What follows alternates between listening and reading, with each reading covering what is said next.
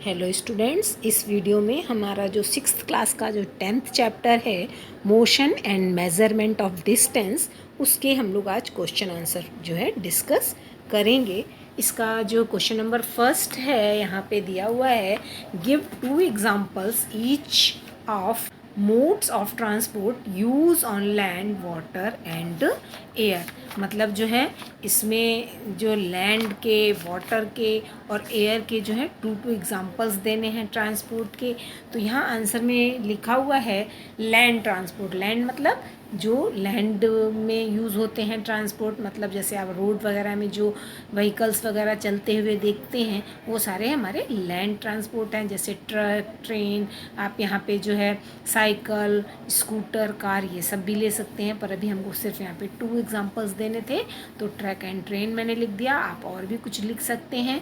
फिर इसके बाद है वाटर ट्रांसपोर्ट, इसमें यहाँ पे मैंने शिप और बोट लिखा हुआ है। फिर एयर ट्रांसपोर्ट, जैसा कि आपको पता है, हेलीकॉप्टर, एरोप्लेन। तो ये हमारे यहाँ पे हमने तीनों तरह के जो ट्रांसपोर्ट के जो थे 2 एग्जाम्पल यहाँ पे बता दिए। अब सेकेंड क्वेश्चन जो है इसमें आपकी बुक में जो फिल इन दी ब्लैंक्स था, जो कि मैंने जो है बुक एक्सरसाइज में आपको कीवर्ड्स के साथ डिस्कस करा हुआ है उस वाली वीडियो में। तो अभी इसका थर्ड क्वेश्चन है, why can a pace or a foot step not be used as a standard unit of length. मतलब जो लोग अपने पैरों से कोई भी चीज़ नापते हैं, कह रहा है, उसको जो है स्टैंडर्ड यूनिट ऑफ लेंथ में क्यों नहीं लेते हैं। तो इसका आंसर है because a pace of a foot step of each and every person is not equal. क्योंकि ये जो पैर से जो लोग नापते हैं चल चल के कि आगे गए, फिर 1 कदम आगे बढ़े, फिर 2 कदम आगे बढ़े, तो उस तरह से जो मेज़रमेंट करते हैं लोग, वो जो है बिल्कुल एक्यूरेट नहीं होता है, इक्वल नहीं होता है। क्योंकि कोई जो है ज़्यादा फुट स्टेप जो ले रहा है और कोई छोटे छोटे ले रहा है, तो उसमें जो है डिस्टेंस जो है इक्वल नहीं आती है।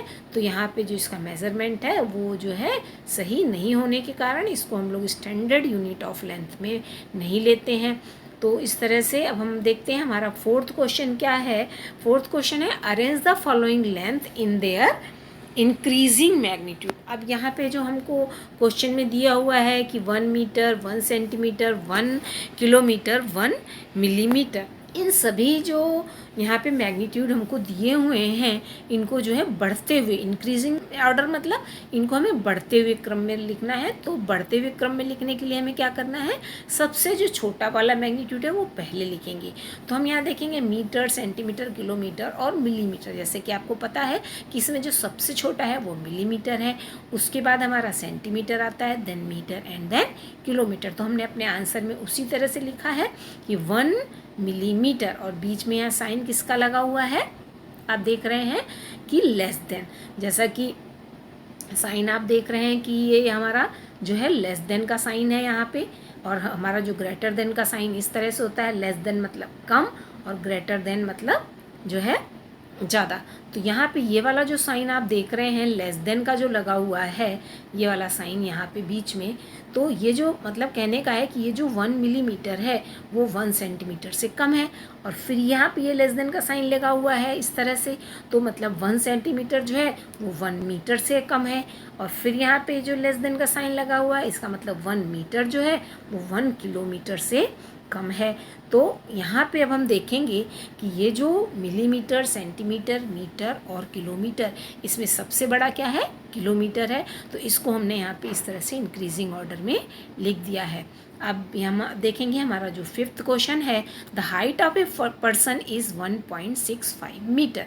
अब यहाँ पे एक पर्सन की जो हाइट है वो मीटर में दी हुई है 1.65 metre, express it into centimetre and millimetre. तो यहाँ पे जो है जो हाइट ऑफ ए पर्सन जो है 1.65 मीटर दी है, इसको अब हमको सेंटीमीटर और मिलीमीटर में जो है कन्वर्ट करना है। तो जैसा कि हम लोगों ने उसमें देखा था कि हमने याद करे थे कि 1 मीटर में जो है कितने सेंटीमीटर होते हैं, 1 सेंटीमीटर में कितने मिलीमीटर होते हैं, पहले उसको हम देखेंगे।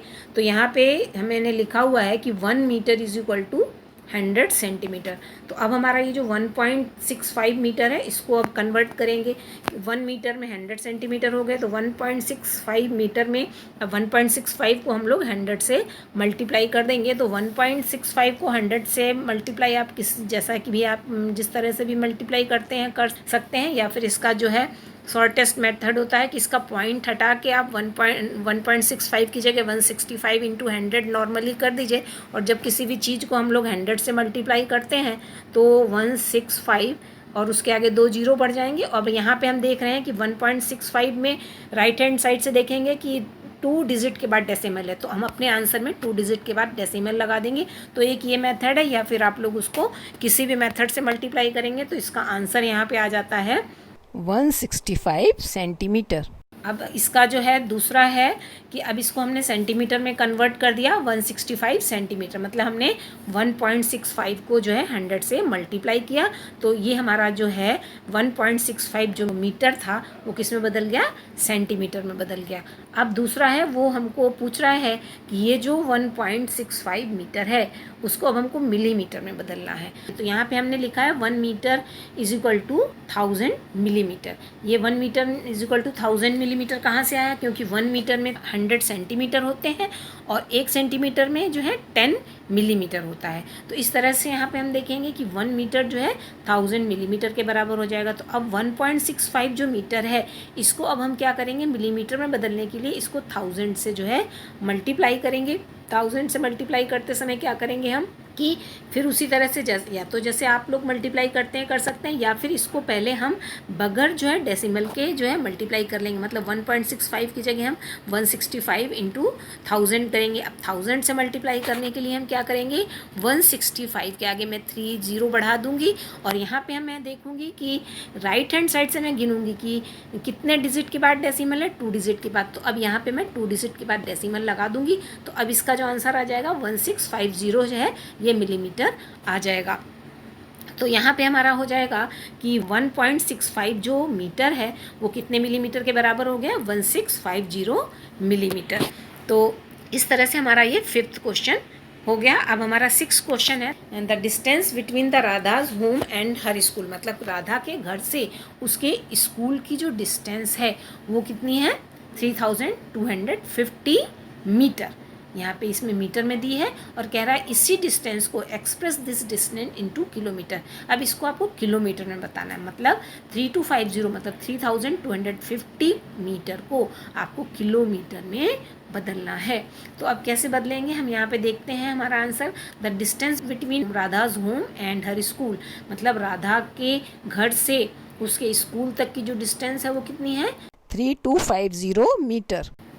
अब इसको किलोमीटर में बदलना है। तो अब हमारा जो हमने अपना पढ़ रखा है जो 1 kilometre is equal to 1000 metre होता है, तो अब हम देखेंगे कि 1 किलोमीटर में 1000 मीटर होता है, तो इसको हम पलट के ले जाएंगे, मतलब मीटर इधर रखेंगे 1000 उधर ले जाएंगे, तो अब कितना हो जाएगा 1/1000 is equal to 1 metre. 1/1000 kilometre is equal to 1 metre.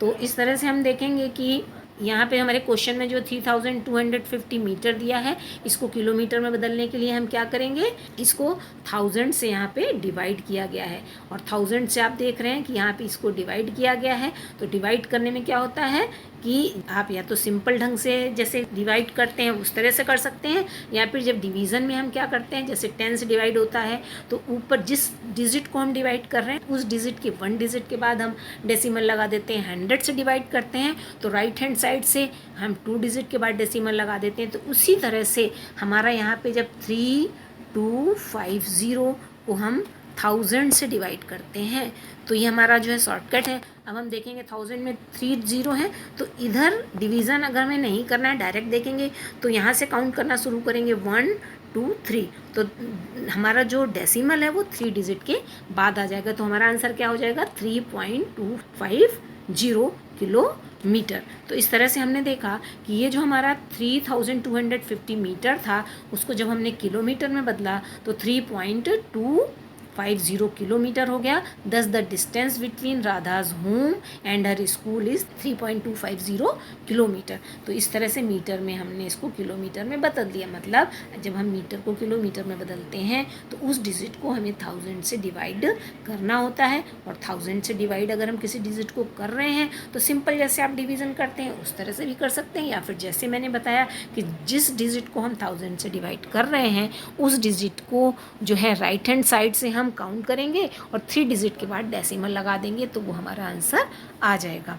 तो इस तरह से अब हमारा क्वेश्चन नंबर 7 है, while measuring the length of knitting needle the reading of scale at one end is 3 centimeter and at the other end is 33.1 centimeter. What is the length of the needle?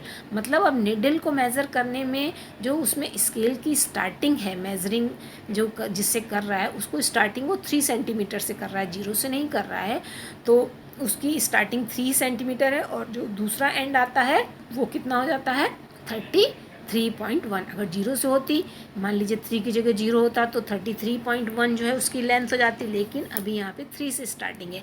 तो अब हम answer को देखेंगे, the reading of the scale eight one and, मतलब एक सिरे पे जो उसकी जो रीडिंग का है वो 3 सेंटीमीटर है, and at the other and और दूसरे सिरे पे कितना है 33.1 सेंटीमीटर। तो अब उसकी जो है total length, therefore the length of the needle कितनी हो जाएगी, तो अब जो लास्ट में जो उसकी जो है 33.1 उसमें से हम 3 सेंटीमीटर को माइनस कर देंगे, क्योंकि हमको सिर्फ 3 और 33.1 के बीच की डिस्टेंस लेनी है। तो अब हम 3 सेंटीमीटर को माइनस कर देंगे, तो 33.1 में से 3 सेंटीमीटर को हम माइनस करेंगे तो हमारा आ जाएगा 30.1 सेंटीमीटर।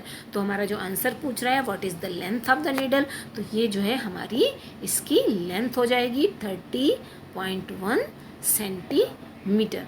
इस तरह से अब हमारा 7th क्वेश्चन आपको समझ में आ गया होगा। अब 8th है, write the similarities and difference between the motion of a bicycle and ceiling fan that has been switched on.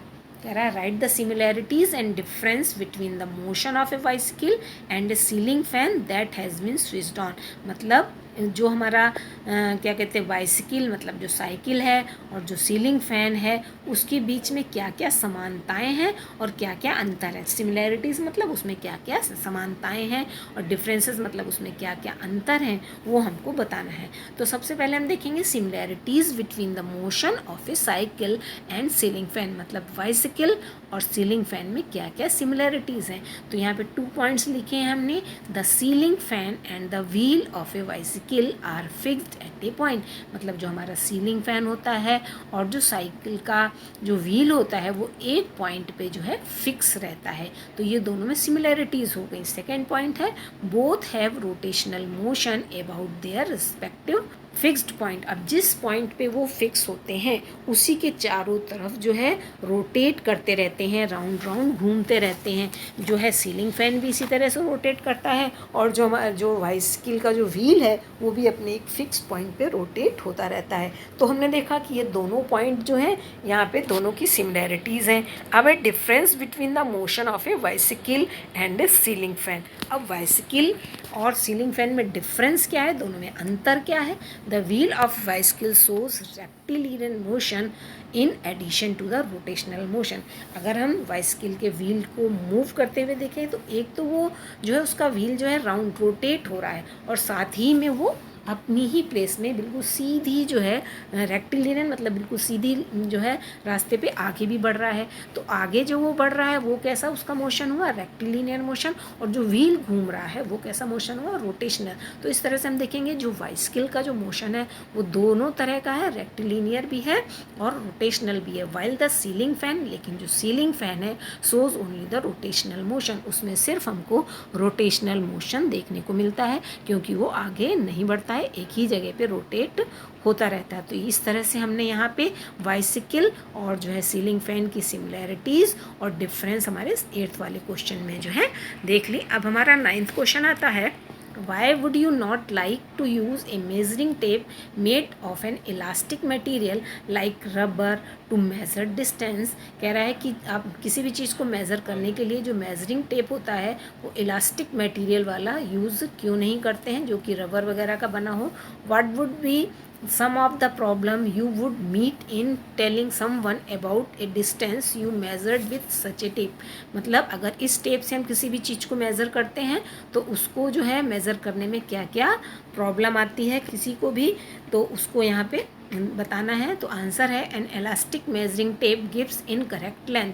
जो हमारा मेजरिंग टेप अगर इलास्टिक का बना होता है तो उससे अगर हम कोई भी चीज़ मेज़र करते हैं तो वो जो लेंथ है वो हमारी करेक्ट नहीं आती है। ऑफ डिस्टेंस बिटवीन 2 पॉइंट के बीच में अगर हम डिस्टेंस को मेज़र करते हैं तो वो करेक्ट नहीं आती है। उसका रीज़न यहाँ पे दिया हुआ है, the length of elastic tape varies and depends upon the force by which it is stretched. मतलब कह रहा है the length of the elastic tape varies, मतलब इसकी जो लेंथ है जो हम मेज़र कर रहे हैं 2 पॉइंट के बीच की जो डिस्टेंस वो वेरीज मतलब अलग अलग आती है। क्योंकि and depends upon the force, और वो अलग अलग क्यों आती है, क्योंकि जिस फोर्स से हम उसको खींच रहे हैं अब वो उसमें इलास्टिसिटी है तो वो खींचने पे बढ़ भी जाती है और कम भी हो जाती है। तो इस तरह से उसको जो भी डिस्टेंस हम मेज़र करते हैं वो जो है अलग अलग आती है, फिक्स नहीं होती है। सेकेंड पॉइंट है measurement would also vary if some person or different person measure the same distance. अब जो है इसका जो मेज़रमेंट है इस पे भी डिपेंड करता है कि उसको मेज़र कौन कर रहा है, एक ही व्यक्ति मेज़र कर रहा है या अलग अलग। अगर मतलब अलग अलग लोग मेज़र कर रहे हैं तो उनका मेज़र करने का जो है तरीका भी अलग अलग होगा, तो उससे भी जो है इसकी जो मेज़रमेंट है वो अलग अलग आता है। अब हमारा 10th क्वेश्चन है give 2 examples of periodic motion. अब पीरियोडिक मोशन के 2 एग्जांपल देने हैं। तो यहाँ पे जैसा कि वीडियो में हमने बताया था पीरियोडिक मोशन क्या होता है, यहाँ पे 2 एग्जांपल हो गए, motion of pendulum and motion of a boy sitting on A swing. मतलब पेंडुलम का जो मोशन है और कोई भी जो बच्चा है स्विंग में बैठा है उसका जो मोशन है वो दोनों पीरियोडिक मोशन है। क्यों?